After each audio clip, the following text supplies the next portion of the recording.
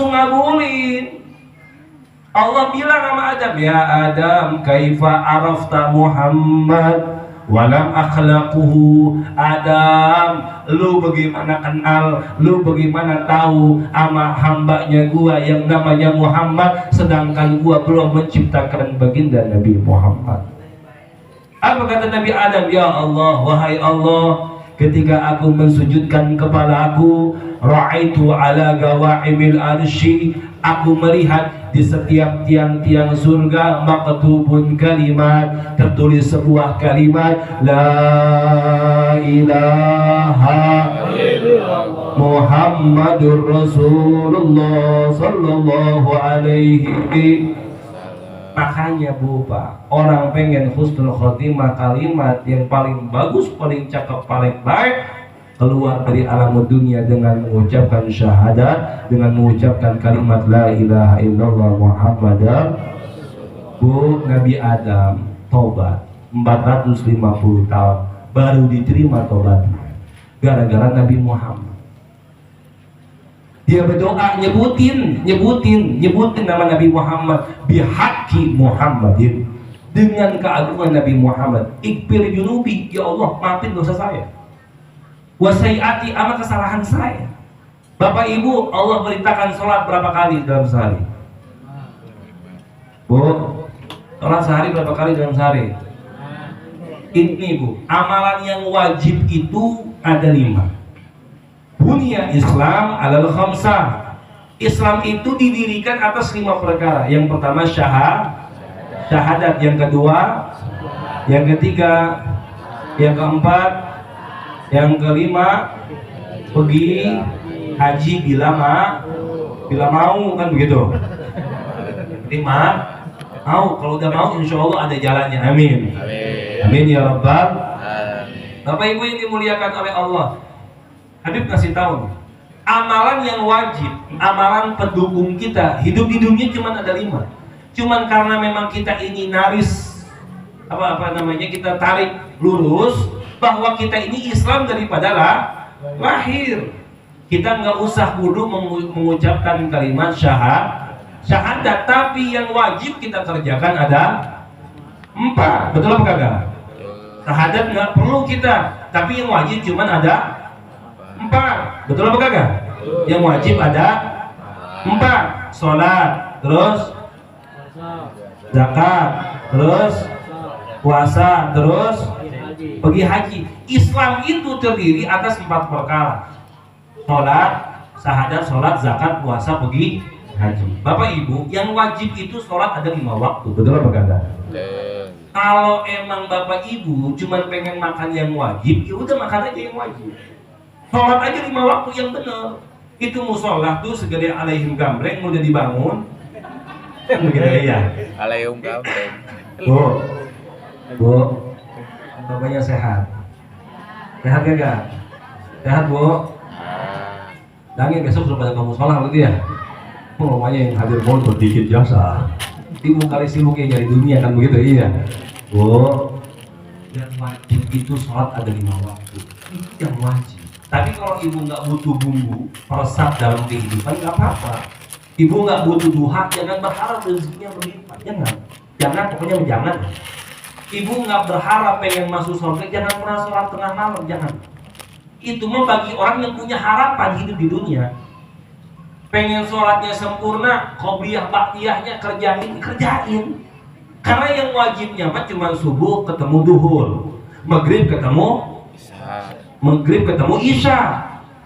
Yang menjadi sholat di dalam waktu pertengahan kita, orang-orang lagi pada pulang kerja kecapean, itu sholat asar. Kata Allah dalam Al-Quran, hafidhu ala sholati wa sholatil wusta wa qumu lillah qanitin. Jagalah sholat kalian dan sholat 5 waktu kalian, dan teruslah jaga sholat pertengahan, dan bangunlah kalian di hadapan Allah dalam keadaan khusyuk. Nih, ada sebuah pertanyaan, adalah sholat yang di waktunya pertengahan.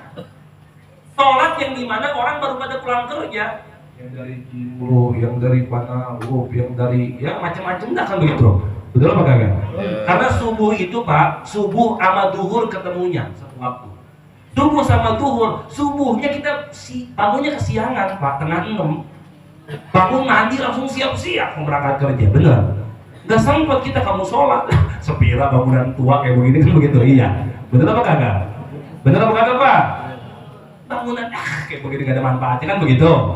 Subuh kesiangan bangunnya tengah 6, tengah 7, langsung berangkat kerja. Dohor, ya Allah Bib, makan siang Bib. Gak bisa, saya makan siang cuma sejam doang, apalagi sholat Jumat, betul apa kagak? Sholat bertubuh, duhur, asar, ya Allah Bib di jalan pulang saya. Kan keluar setengah 5 kerja, betul apa kagak? Ya pulang buruan nyampe rumah, betul apa kagak? Nyampe rumah azan maghrib, ya Allah itu bangunan tua nyusahin amat ya. Baru tuh nyampe rumah capek, udah berisik ya itu tempat, betul apa kagak? Isya, tuh Bib lagi enak-enak ngopi depan rumah, suruh sholat dari dia begini.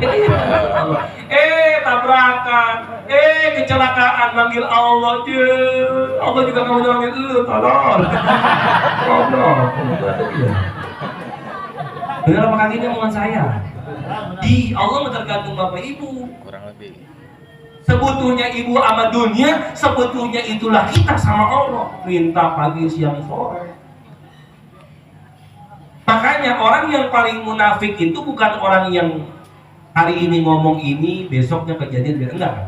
Orang munafik itu gampang, Pak. Bu, nih, bu, sehat bu. Bu, sehat bu. Ada ya, bu. Suami yang ada di rumah munafik apa muslim? Bu, suami kita munafik apa kagak? Gak tahu. Pengen tahu nggak suami kita munafik sama kita apa kagak? Pengen nggak nih kita tahu nih suami kita, suami gue mau munafik, pengen nggak tahu? Iya, dikasih tahu mah tenang aja sih ngomongnya goyang ini. Cara ngeliatnya bagaimana? Lihat aja subuh sama isyanya. Kalau emang nggak sholat, emang wallahi demi Allah tuh suami munafik. Jangan berharap ibu masuk surga, jangan berharap redho sama dia. Emang Nabi yang bilang, afqalu sholatu ala munafikin. Beratnya orang munafik sholat subuh wal isya. Subuh sama isya paling berat orang munafik buat sholat. Makanya bu jangan heran sama suami. Hari ini pagi masih ngomong A, entar habis asar ngomongnya B, kan begitu. Betul apa kagak? Nah kita mau udah ngarepin, berbunga-bunga sama dia, enggak taunya mah beda lagi jadinya, kan begitu. Betul apa kagak? Lah emang iya sholatnya aja dia kagak komitmen, bagaimana pengen komitmen sama kita? Betul apa kagak? Logikanya simpel Bapak. Bapak butuh sama Allah, ya repot ente. Emang hamba cuma lu doang aja. Bener apa kagak? Ya Allah juga kan Allah tuh Pak mau memberikan sama kita. Pak banyak orang zaman sekarang kalau udah butuh sama Allah, masya Allah, biarah sampai kemana-mana. Sadukun Ustaz didatengin, betul apa kagak? Oh suruh datang, aduh Ustaz datang ke rumah ini, doain di rumah saya biar berkah. Ya kan itu. Aku pengen berkah mah bang, sholatnya jalanin, penyun. Cuma kesel ya, gede. Ada orang nih pengen masuk surga, tapi nggak ada amalnya Pak. Bener nggak itu orang? Hah? Bu, bener apa kagak itu? Dia berharap, ya Allah, dia berharap yang gede sama Allah. Dia berharap yang besar Allah bakal berikan. Tapi kan Allah juga, kalau Allah manusia, Allah bakal ngomong, lu nggak datang pas lagi ada butuh doang, kalau lu datang ke dulu. Sedekah jarang, sholat nggak pernah ke masjid, tunggu sholat terus datang ke gua, jadi tak dulu, bego kan begitu. Tak dulu. Bukan kata hati Allah inda dzanni abdi bi. Allah mah tergantung bagaimana sangkaan hambanya. Di hamba bersangka baik, ya Allah juga akan kasih yang baik. Tapi entar dulu, sebelum Allah kasih, dilihat dulu. Haknya Allah udah ditunain belum? Kan haknya Allah ada 5 waktu. Subuhnya kesiangan, dohornya makan siang, nemu klien, kan begitu. Itu mah alasan dia tuh, emang dasarnya mah pemalas, kan begitu. Betul apa kagak? Asal baru nyampe rumah, belum ganti baju, belum apa, belum ini, belum itu, kan begitu. Maghrib lagi mandi, Isya lagi kongko sama bapak-bapak tetangga yang lainnya, kan begitu. Itu Pak, kalau Bapak pengen jadi orang kaya, lihat dulu hari ini. Miskinnya aja udah maksiat, bagaimana kayanya Pak? Repot, betul apa kagak? Hari ini yang Allah berikan sama kita, Beb, alhamdulillah saya nggak sholat, saya nggak puasa, saya nggak berzakat, saya nggak sedekah, Beb, nggak jadi masalah. Tapi saya kaya, tenang dulu, hari ini kaya di dunia, ntar di akhirat, gue belum masuk surga. Kan enak begitu. Habib udah di surga, begitu ketemu, Pak, ya kemarin bilang ceramah, Masya Allah, mana emang, kan begitu. Tenang aja Bu, ketemu ntar kita di surga, amin. Amin ya Rabbal. Ini orang, malamku demi Allah, saya bersumpah. Allah berkata dalam Al-Quran, Al-arwah junudun mujaddadah. Tenang Bu, yang saya sampaikan semuanya ada dalilnya, masuk ke logika. Al-arwah junudun mujaddadah. Tidaklah satu arwah Bapak Ibu berkumpul di alam dunia. Kumpulnya kita nih, Ibu, Bapak kenal sama saya begitu. Sebelumnya emang udah pernah ketemu di alam rahim ibunya. Di dunia ditemuin, sebelum di dunia ditemuin, itu di alam rahim ditemuin juga sama Allah. Entar di akhirat ditemuin lagi sama Allah. 3 kali kita ketemu Bapak Ibu. Nih, entar yang paling penting entar di akhirat. Tuh orang-orang perumahan Sindang Sono, misalnya begitu tuh. Undang si Haidar ceramah, dikasih tahu ke si Haidar, tapi nggak ada yang ibadah, gampang, kantor hati kita aja sama Allah, kan begitu. Di padang mahsyar saya bakal menjawab, ya Allah tuh orang perumahan itu saya udah ngasih tahu suruh sholat, emang dasar pada dablok ya, kan begitu. Simpel, kan betul apa kagak? Saya mau udah ngejelasin, ya Allah sama mereka, Nabi Muhammad Nabi yang mulia. Nggak ada umat yang masuk surga kalau bukan umatnya Nabi Muhammad. Saya menggambarinya daripada hidupnya Nabi Adam. Yang udah dari kenikmatan Allah kasih ketidaknikmatan, bisa diselamatkan dengan satu nama, namanya Muhammad. Saya udah kasih tahu, tapi dia masih aja tetap nggak ibadah. Ya mau dasar tablek kan susah, kan begitu. Wallahi entar kita bakal ketemu Bapak Ibu di padang mahsyar. Bu, hati-hati nih gambar ini Pak Ibu ya. Ini sekarang cuacanya Bu, panasnya di kita ini kurang lebih 26 derajat nih hari ini malam nih. Ya besok siang mungkin 32, 33 kalau nggak hujan lah, anggap begitu. Bu, ntar besok di padang mahsyar. Ibu bapak ketemu sama saya. Bu, wallahi demi Allah, itu ntar matahari masih jengkal di atas kepala kita. Panasnya, naudzubillah. Yauma la dilla illa dillu. Pada hari itu tidak ada naungan illa man atallaha biqalbin salim. Terkecuali orang yang datang kepada Allah dalam hatinya yang suci kepada Allah Subhanahu. Pengen punya naungan gampang. Pengen punya naungan pas lagi panasnya terik matahari, pengen punya naungan gampang, rajin-rajinin sholat ke musola selesai. Itu kata agama bukan kata Habib. Itu ada di dalam kitab Nasolihul Ibad, ada dalam Al-Quran. Maka Bapak Ibu yang dimuliakan Nabi Muhammad, kalau hari ini saya telah menjelaskan secara gamblang keutamaan, keagungan, kemuliaan kita selaku umatnya Nabi Muhammad, lalu apa yang mau kita nistakan, yang mau kita dustakan daripada syariatnya baginda Nabi Muhammad? Sallu ala Muhammad, sallu ala Muhammad. Bapak Ibu, sekarang ada orang yang ngeluh dengan keadaan ekonominya, gampang, duhanya dijaga. Nabi mengajarkan sebuah doa di waktu pagi, waktu duha. Nabi mengajarkan Allahumma inna duhaha duha'u wal baha'u Allahumma in kana rizquna fis sama. Ya Allah, kalau duit saya di atas langit turunin. Wa fil ardi fa akhrijhu, kalau andaikan duit saya ada di bawah bumi keluarin. Wa in kana haraman fadahirhu, ya Allah, andai kata rezeki saya itu haram, tolong halalin. Itu Nabi Muhammad. Orang yang kelilit utang, orang yang kelilit usahanya lagi pada turun begitu, yang begini-begitu segala, cukup, gak usah ngeluh sama manusia, jangan, apalagi sama WhatsApp, kan gitu Bu ya, apalagi sama Facebook, repot. Ini kan orang zaman sekarang mau sedikit ini update gitu, kan begitu. Tuh Masya Allah guys, puyeng guys, bulan guys gitu. Tanggal tua bro, rumah belum bayar. Sekolah makin lama makin mahal aja, kan yang kepikiran pada orang laki buat. Makanya orang laki paling banyak ubahnya kan begitu.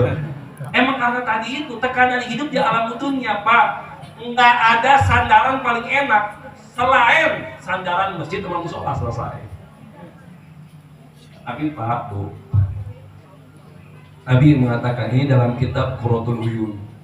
Dalam kitab Qurratul Uyun itu dijelaskan Nabi Muhammad itu pernah memberitahukan bahwa apabila ada seorang laki-laki di antaramu duduk termenung depan rumahnya, kepikiran dengan hiruk pikuk urusan dunia, ketahuilah duduknya terpenuh akan tanggung jawabnya dia kepada keluarganya itu lebih mulia daripada dia berangkat syahid di jalan Allah. Coba, ya walaupun kita rada-rada lagi ngomong begitu ya, depan rumah duduk kayak begini, ngerenung, tahu-tahu meninggal kan gitu. Di situ sebenarnya udah ada pahala Pak. Sebetulnya sudah ada pahala. Cuman satu, penekanan dalam ibadah. Apa tadi itu? Pak, jangan suka minta hak Bapak sama Allah. Allah mah bukan pemerintah yang hari ini diviralin langsung berburuan datang kita. Nggak begitu Allah mah konsepnya, nggak begitu dia mah. Allah tuh konsepnya cuma satu, kita puaskan dulu haknya Allah. Apa yang Allah perintahkan sama kita, jalanin aja dah. Jadi jangan pakai nego sama Allah. Allah mah bukan pasar. Tapi ingat, permintaan yang kita minta, illam tu'asir fihi, kalau nggak dikabulin ke si bapak sama si ibunya, tu'asir alaman fi salbi, dan akan ngerasain nanti anak-anaknya gitu. Itu Allah. Nabi Muhammad ngajarin. Makanya Nabi SAW nyampein, ajakin tuh keluarga, ajakin tuh anak-anak ke dalam majelis taklim, ke dalam pengajian, ajarin. Bu, saya masih ingat Bu ya, alhamdulillah dulunya saya kecilnya di kampung Lombok, Nusa Tenggara Barat, tahu Bu? Saya punya orang tua almarhum itu aslinya orang Mataram, orang Lombok. Itu kurang lebih dari sepatan ngambil ke kanan lah gitu. Iya, saya ingat umur 3 tahun tuh orang tua sering ngebawa saya ke surau, ke langgar, ke musola. Ngajar di ibadah. Kalau ada pengajian begini, orang tua saya sering ngajak. Ketika saya belajar studi ke Yaman, tahu Yaman Bu? Ke Hadramaut. Itu dia kalau nggak salah dekat Mauk lah itu. Itu ada satu perkataan Imam Syafi'i rahimahullah. Ajak anak kalian ke dalam taman daripada taman surga ya Allah. Hari ini mereka akan menjadi pendengar, tapi kita nggak akan ada tahu nih anak yang pada tidur. Mungkin 25 tahun nanti dia akan berdiri dalam podium seperti ini. Nggak ada yang tahu. Depan kita mah bukan peramal. Makanya tadi Nabi mah udah ngajarin konsepnya. Doa illam tu'asir bihi, doa yang kalian minta. Kalau nggak kalian yang ngerasain, tu'asir alaman fisolbi, yang akan ngerasain ntar nih keturunan kita, regenerasi kita. Makanya Ibrahim punya doa dari bini keduanya. Siapa bini keduanya Bu? Bu Ibrahim. Hah? Kan saya tanya dulu yang Google ya, gimana? Iya, Bu Ibrahim. Oh, terusannya begitu. Ibrahim punya bini kedua namanya Siti Hajar Bu. Punya anak namanya Ismail. Tahu Ismail? Itu kisahnya tuh kalau misalkan datang Idul Adha, kita disunnahkan buat apa? Udhiyah. Kalau bahasa fikihnya tuh udhiyah, untuk berkurban. Kurbankan apapun yang baik. Bahasanya kan begitu. Nah, itu daripada kisahnya Nabi Allah Ibrahim alaihissalam. Itu Ibrahim Bu, dihajar tuh punya satu doa, Rabbi habli minas, tuh semuanya kan apa doanya itu ya, Rabbi habli minas, ya Allah karuniakan anak yang soleh. Simple, gampang, Nabi udah ngajarin.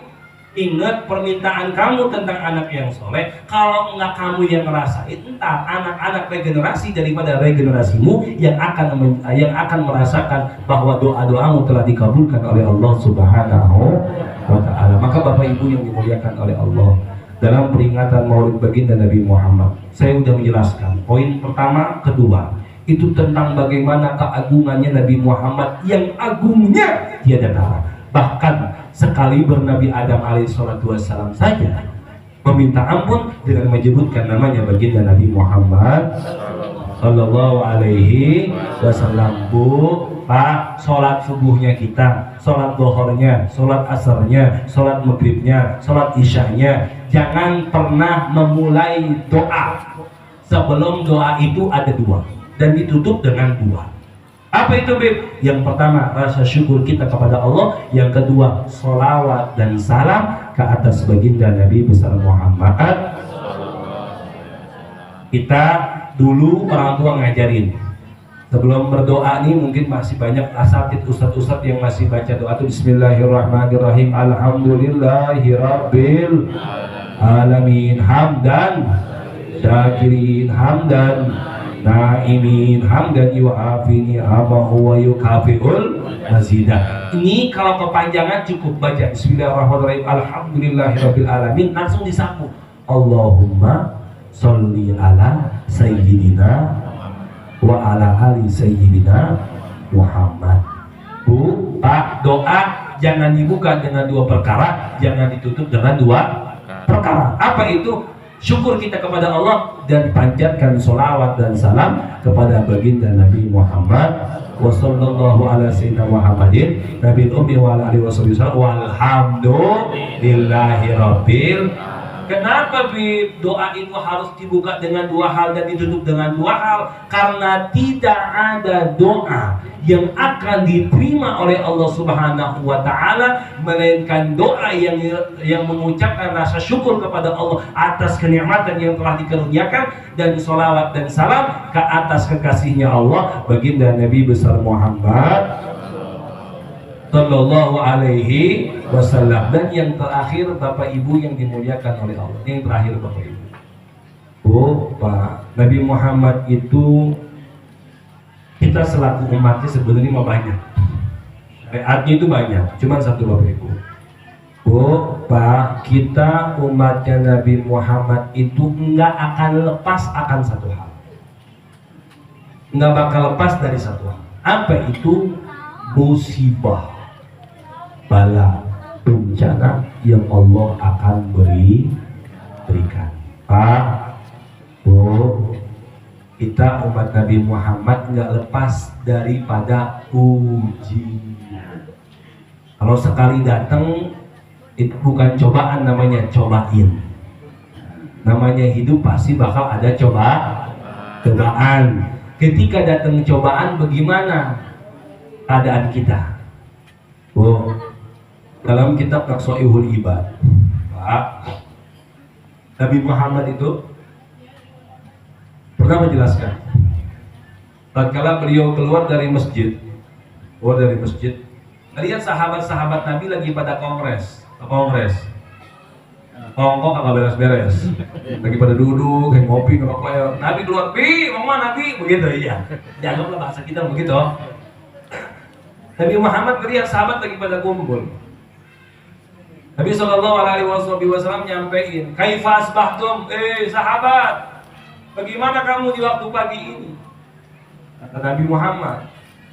Sahabat ngejawab, ya Rasulullah, asbahna, kami di waktu pagi ini, mu'minan billah, kami di waktu pagi ini, alhamdulillah masih dalam keadaan beriman kepada Allah Subhanahu. Jawabannya cakep. Ditanya balik kepada Nabi Muhammad, Bapak Ibu, ditanya balik nih, Bapak Ibu, Nabi Muhammad, ya Rasulullah, wa ma alama imanakum, kata Nabi Muhammad. Sahabat, tadi ente ngomong di waktu pagi ini dalam keadaan saya beriman. Apa tanda keimanan yang akan melekat senantiasa di dalam seluruh ini? Di waktu itu Bapak Ibu yang dimuliakan dan dirahmati oleh Allah, Nabi Muhammad tanya, apa sih tanda keimanan kita di setiap bangun paginya kita setiap hari Allah berikan? Betul Bapak? Setiap pagi Pak, Allah bangunin kita dalam keadaan kita apa? Iman. Dari mana Beb? Kita mengetahui tanda keimanan kita tuh dari speaker tuh 3 biji tuh masalah dia. Itu 3 biji itu Pak. Ibu ya. Tandanya iman kita sama Allah salah satunya pagi itu bangunnya digerok-gerokin, panggil-panggilin tuh sama dia tuh 3 biji tuh. As-sholatu khairum minad naum, kan begitu, betul apa kagak? Sholat itu lebih baik daripada tidur. Itu kalau muazzinnya udah lama. Kalau muazzinnya baru kadang dibalikin sama dia, an-naumu khairun minas sholat, gitu begitu. Tidur lebih baik daripada sholat. Repot terus aja. Iya. Tanda keimanan kita bangun pagi itu 3 masjid itu, 3 toa itu tuh. Mahal. 3,5 kalau salah. Iya 3,5. Ya, ATKM iya begitu Pak ya. Lumayan lah, namanya juga kan sedekah kan begitu. Iya. Buat kebaikan kan begitu. Panggil kita nih gini setiap subuh, cuma ada yang paginya kupingnya becongek kan gitu. Ya betul apa kagak? Ada banyak kayak gitu, nggak kedengeran begitu panggilannya, betul apa kagak? Cuma kalau notifikasi ada transferan masuk, alhamdulillah ada senangnya jadi dikit kan gitu. Pak, Bu, tanda keimanan orang di waktu pagi itu as-siqah. Pak, Bu, tanda orang bangun pagi itu dalam beriman salah satu di antaranya adalah nggak ngeluh. Tahu Bu? Pak, nggak ngeluh. Tahu ngeluh? Tahu ngeluh? Gimana ngeluh? Gerutu aja, kan begitu. Betul apa kagak? Suaminya bangun, mah sarapan apa ini? Gak ada apa-apa, Pak, belum ngasih duit, Pak. Repot terusan, iya. Kan begitu, Pak. Nah, bangun pagi itu cuma satu, jangan pernah ngeluh. Apa yang Allah kasih jalanin. Apa yang Allah kasih nikmatin. Beb, saya ketiban musibah begini. Saya ketiban musibah begitu. Saya ketiban begini begitu, begini begitu. Pak, Bu, jalani nikmatin. Al-Imam Junaid Al-Baghdadi. Nih CS-nya Syekh Abdul Qadir yang insya Allah besok pagi ini kita ngehol di Cilongok, Ibu ya. Besok pagi ngehol di Cilongok, Bu ya. Insya Allah ha. Kalau enggak, jangan buat bapak-bapaknya kan begitu. Iya. Bu, ingat ada satu CS kentalnya Syekh Abdul Qadir Jailani, lebih jelas itu sebagai muridnya namanya Imam Junaid Al-Baghdadi. Beliau mengatakan bahwa orang yang ketika dia diberikan ujian, cobaan oleh Allah Subhanahu wa taala ada tiga kriteria manusia. Yang pertama, ketika bala itu datang menimpa kepada dia atau kekeluargaannya. Wa idza ghadabta, ketika dia marah, dia emosi, kenapa Allah kasih saya begini? Kenapa Allah menjatuhkan usaha saya? Kenapa Allah membuat diri saya banyak utang? Kenapa Allah begini? Kenapa Allah begitu? Yang pertama, ketika dia emosi dengan apa yang Allah telah berikan kepada dirinya daripada cobaan tersebut, wa idza ghadabta fahuwal ikhram. Ketika kamu marah, maka itu adalah siksaan yang Allah berikan kepada dirimu. Bu, ujian cobaan datang, nikmati. Datang, sabari. Datang itu atas apa yang Allah telah tentukan.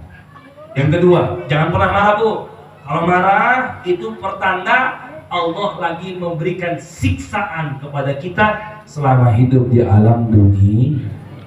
Yang kedua, Bu, ketika datang ujian cobaan yang Allah berikan, faida sabarta, ketika kamu bersabar, di waktu itulah Allah maafkan daripada dosa-dosa yang telah Allah maafkan daripada kesilapan kita. Bu, Pak, sekarang umur saya kurang lebih 29 tahun. Saya nih umurnya baru 29 tahun. Iya benar ini mah. Masih muda, alhamdulillah. Romanya gak percaya jasa gitu. Emang kalau lagi pakaian begini mah, kalau namanya lagi nanggung mah beda lagi penceritanya. Iya. Pas ustad kemarin ketemu sama Habib, Romanya kagak percaya ya begitu. Ini mau tenang kayak Bu, Pak. Bu, Pak, kalau datang ujian, datang cobaan, saya nyadar diri, umur saya masih ya anggaplah 30 tahun, banyak dosa begitu. Saya jarang sholat, saya jarang sedekah, saya jarang puasa dan lain sebagainya.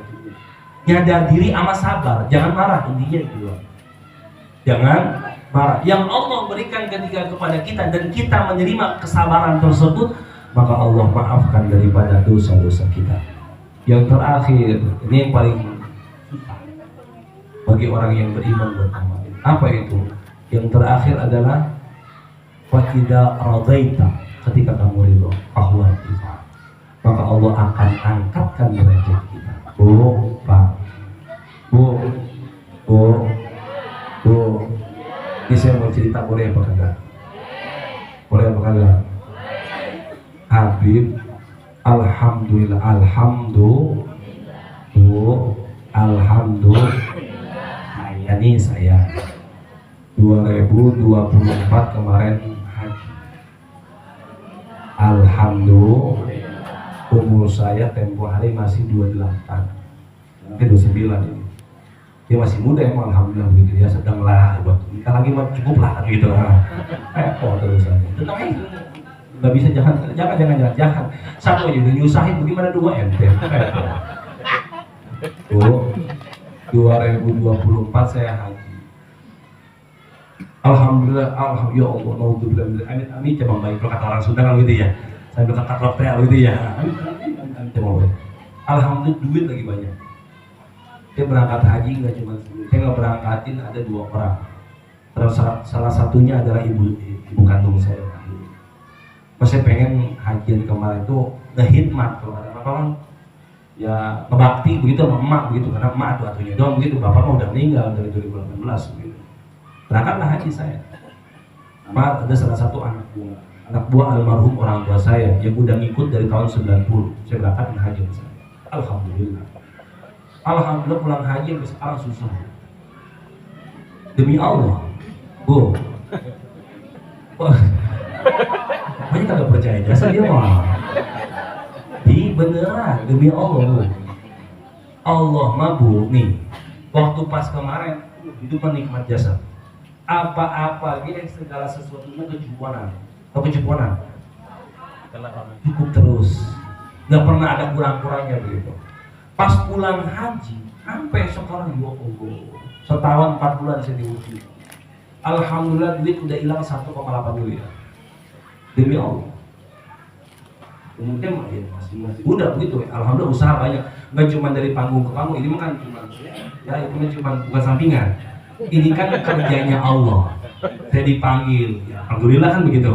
Ya kan saya mah laki-laki walkingan. Alhamdulillah ini alhamdulillah kan. Repot terusan iya. Ya saya kan di walking. Saya pokoknya nge-walking tanggal 4 Habib di Perumahan saya. Tenang, jangan lupa. Tapi pokoknya 86. Ya, kalau saya hajar kan ini ya, karena udah di booking duluan kan begitu. Atau kalau nggak di booking betul repot, betul apa kagak? Emang saya mah kerjanya sebagai laki-laki bookingan gitu. Alhamdulillah open BO juga begitu. Cuma ada beda aja kan gitu iya. Biasanya dia mau kita mah ya long term begitu, panjang waktunya. Jam 8 berangkat, ya baru pulang setengah 2 kan begitu. Ya gaji sebulan insya Allah lah 1 panggung 2 panggung ketutup kan begitu iya. Bu. Cuman ini mah relax, daripada saya mau panjang lebar cerita orang, mendingan cerita diri pribadi. Setahun 4 bulan Bapak Ibu, alhamdulillah hilang duit banyak. 1,8 mah. Utang ya ada lah, banyak banget insya Allah ada lah. Niat hati baik, pengen bangun pondok pesantren, enggak taunya pas gara-gara bangun pondok pesantren, utang banyak begitu, bener repot kata kita ini mah iya. Waduh masya Allah. Tapi itu hidup. Pertama datang ujian cobaan seperti ini Pak, alhamdulillah Pak, dari punya mobil Pajero, sampai punya mobil BMW, sampai turun ke Innova, sampai turun ke Avanza. Nah kan begitu namanya hidup kan begitu iya, benar nggak? Kadang naik, kadang turun kan begitu. Ya sama lah namanya juga kita masih makan tahu tempe kan barang kan itu begitu. Cuma Bapak Ibu saya terima dengan keadaan ini dengan karena nggak ada yang tahu besok akan seperti apa. Allah sudah memberikan deskripsi dalam kehidupan kita. Allah udah ngasih takdir sama kita. Cara ngerubah takdir itu cuma satu, banyakin doa. Ketika saya diberikan ujian cobaan kayak begini, habis pulang haji Pak, habis pulang haji sama orang tua nggak tanggung-tanggung ujian cobaan datang. Begitulah Allah. Ternyata bukan cuma saya doang yang ngerasain begitu, banyak juga teman-teman begitu. Saya punya teman ada di Pitung, Masya Allah mobilnya ada 90, mobil dump truck, punya travel. Pulang dari haji seminggu, 2 minggu, minggu ketiga semua kontraknya sama PT dibatalin. Macam-macam ujian yang Allah berikan. Cuma ingat Bapak Ibu, ketika seorang hamba udah diberikan cobaan, ujian yang Allah berikan sama kita, tergantung bagaimana kita menghadapi ujian cobaan tersebut. Banyak orang nggak kuat, nggak sanggup dengan datangnya ujian, datangnya celaan, datangnya cobaan, berkata-kata yang tidak elok, mengatakan Allah nggak adil, Allah begini, Allah begitu. Seketika dia marah sama Allah tatkala diberikan cobaan. Tapi ketika kenikmatan bangun pagi sehat afiat, bangun pagi anak sehat, bangun pagi istri sehat, itu tidak dihitung akan kenikmatan yang Allah karuniakan. Makanya untuk kita ridho Bapak Ibu, untuk kita ridho akan ketentuan yang Allah berikan kepada kita, tidak lain, tidak bukan Bapak Ibu, kita cuma bisa mendapatkan ini semuanya di dalam pengajian, di dalam majelis taklim. Kita punya mentor, kita punya guru yang memberikan bimbingan kepada kita, yang memberitahukan jalan kepada kita untuk kita beribadah kepada Allah lebih baiknya ketimbang banyak buruknya kepada Allah Subhanahu Contohnya apa Beb? Ada orang masih muda pulang kerja di pertengahan jalan, keingetan di otaknya dia belum sholat asar, mampirlah dia ke masjid mau ngerjain sholat, tapi celana dalamnya ini kotor, dibukalah sama dia. Setelah dibuka, terus si celana dalam dia ngambil wudhu, si celana dalam dimasukin ke kantongnya, sholatlah dia. Sah apakah gak sholatnya? Sah apakah gak sholatnya? Kagak sah bang. Yang najis lu kantongin itu. Kan begitu. Gambarannya mah ada Allah tuh di musola, tapi kelakuannya masalah. Karena apa? Tidak ada bimbingan agama, tidak ada bekal dalam mengarungi kehidupan ini. Makanya orang paling gampang ngambil jalan yang instan, kayak kopi, kayak Indomie. Karena setiap hari makanan instan, makanya pengen hidupnya instan. Pengen ngopi gampang, banyak yang instan. Dia beli 1.000, buka, seduh, ngopilah dia, kan begitu. Tapi nggak sebegitu gampangnya bang buat masuk surga bu. Nggak instan buat dapat ridho Allah, nggak instan dapat ridhonya Nabi Muhammad. Ada jalan yang harus kita lalui, ada cobaan yang harus kita jalanin. Itulah hidup kita ketika kita jadi umatnya baginda Nabi Muhammad. Maka Bapak Ibu, malam ini kita mohon minta sama Allah agar Allah berikan keimanan kepada kita, agar Allah berikan tuntunan kepada kita. Bu, jangan lupa pada ngaji bu ya, biar datangnya ujian cobaan tuh hati kuat. Kata Syekh Abdul Qadir Al-Jilani dalam kitab Nasaihul Ibad, la budda fi kullil mu'min fi sa'iril ahwalihi. Wajib seorang mukmin sejati, wajibnya seorang mukmin sejati. Ingat, bukan muslim tapi mukmin. Seorang mukmin sejati memiliki 3 perkara dalam hidupnya kepada Allah. Yang pertama, al-amrun yang tasiluh, perintah Allah yang dia laksanakan dan dia kerjakan. Wa nahyun yajtanibu, kedua Bapak Ibu, larangan yang Allah udah larang jauhin. Yang terakhir, wa qalbun yarda'u bih, adalah hati yang berlapang dada atas ketentuan yang Allah Subhanahu wa taala berikan kepada kita semuanya. Maka Bapak Ibu yang dimuliakan dan dirahmati oleh Allah Subhanahu wa taala, terakhir kata Nabi Muhammad, akhris alama yang fa'uka. Bu, Pak, semangat dalam kehidupan ini, kudu semangat atas apa yang bermanfaat bagi kita. Yang bermanfaat bagi kita, yang masih kerja manfaat, jalan kerja. Ibadah laksanain, ngaji jalanin. Nggak bisa seminggu sekali mampir ke musola, 2 minggu sekali buat ngaji. 2 minggu sekali nggak mampu, 3 minggu sekali nggak mampu, 3 minggu, sebulan sekali nggak mampu, sebulan sekali. Insya Allah kita ngajiin di rumahnya, kan begitu? Iya. Kata Nabi Muhammad, ahris alamai fauka, semangat dalam kehidupan ini. Apa yang bisa jalanin dah, ibadah dah kepada Allah Subhanahu wa ta'ala. Dan yang terakhir, wasta'in billah. Pak, udah kerja, pergi pagi pulang sore, pergi pagi pulang sore, pergi pagi nggak pulang-pulang, lembur, kan begitu? Iya. Pak, nyandarinnya sama Allah. Kalau udah usaha, nyandarinnya sama Allah. Cara nyandarin yang benar sama Allah, jangan lupa datang ngaji.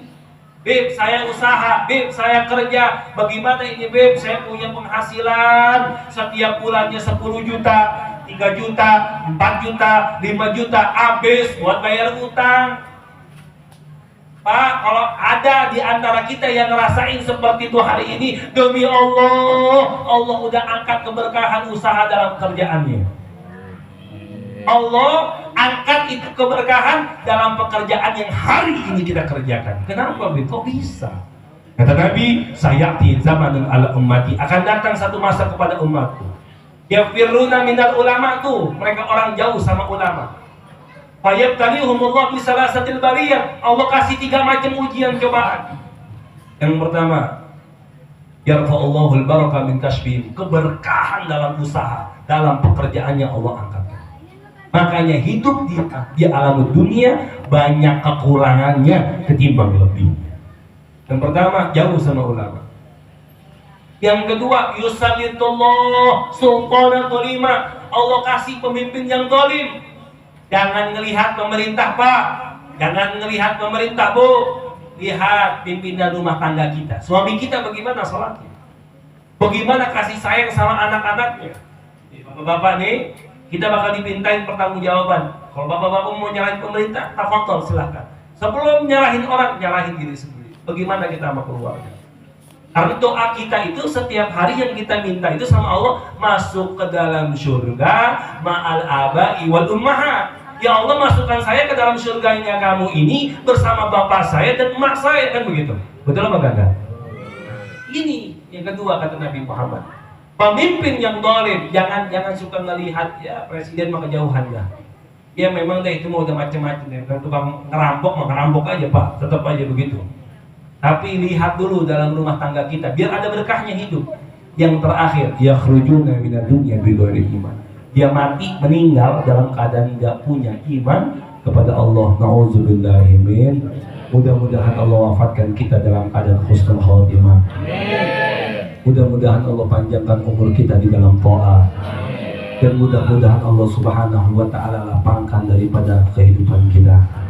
Semoga kita yang hadir yang susah diberikan kemudahan, yang hadir yang sulit diberikan kelancaran, yang hadir punya hajat semuanya diijabah dikabulkan oleh Allah. Dan semoga Allah Subhanahu wa taala tidaklah membangkitkan dari tempat ini melainkan dosa-dosa kita dimaafkan oleh Allah. Amin ya rabbal. Bu, Pak, kata Nabi sallallahu alaihi wasallam, qala la ilaha illallah mukhlishan min qalbu dakhala jannah. Sebelum saya tutup, kita baca bareng-bareng. Saya akan baca pertama, Bapak Ibu ngikutin ya. Tapi sambil hatinya itu tidak ada prahara perkara urusan dunia, dikosongin pikiran. Tapi nyampein siapa orang yang baca kalimat la ilaha illallah mukhlis, ikhlas dalam hatinya, maka Allah akan ganjarkan dia masuk surga. Amin ya rabbal. Afdalu anna wa qultu wan nabiyyuna min qabli la ilaha illallah.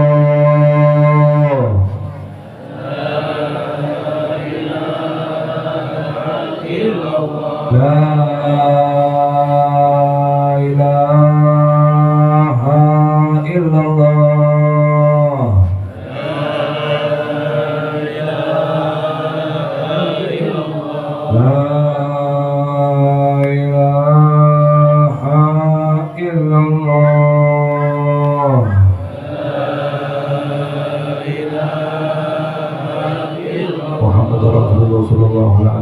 Wasallam kalimatul haqqi alaiha nahya alaiha namut alaiha nubat insyaallah ta'ala minal aminin. Alhamdulillah rabbil alamin hamdan syakirin hamdan naimin hamdan yu'afi ni'amahu wa yukafi'ul mazidah. Allahumma salli wa sallim ala sayyidina Muhammadin salatan abdin gillat illatuhu wa rasulullah wasilatuhu wa anna ya ilahi wa likulli karabin azim fafarij ma'ana fihi bisirri bismillahirrahmanirrahim. Allahumma bihurmati hadha nabiyil karim wa alihi salikina ala manhajihil qawim ij'alna ya Allah min khiyari ummatih wasturna ya Allah bidailil hurmatih wastamil alsinatana fi manhihi wa nusratih wa anidna Allahumma ala khubbihi wa jama'atih. Rabbana taqabbal minna innaka antas sami'ul alim wa tub alaina innaka antat tawwabur rahim.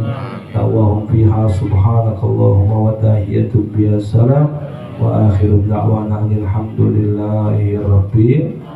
Bapak Ibu yang dimuliakan oleh Allah, mudah-mudahan kesempatan pada malam hari ini kita berkumpul, kita bertemu, kita bermuajah, bermujalasah di tempat ini.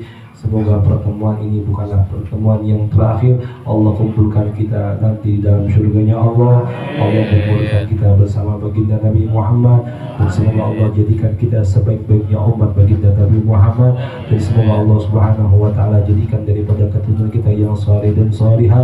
Dan semoga Allah Subhanahu wa ta'ala tidaklah wafatkan kita di alam dunia ini dengan mengucapkan kalimat la ilaha illallah Muhammadur Rasulullah sallallahu alaihi wasallam, dan semoga Allah wafatkan kita dalam keadaan husnul khatimah.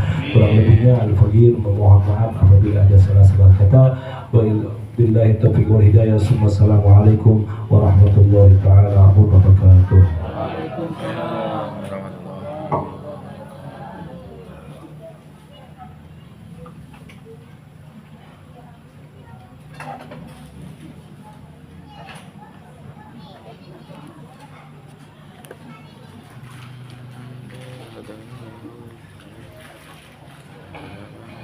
Baik, alhamdulillah, masya Allah ya Bu, Pak, kita telah bersama-sama mendengarkan mau'idul hasanah yang sangat penuh hikmat dari beliau, dari mulai cerita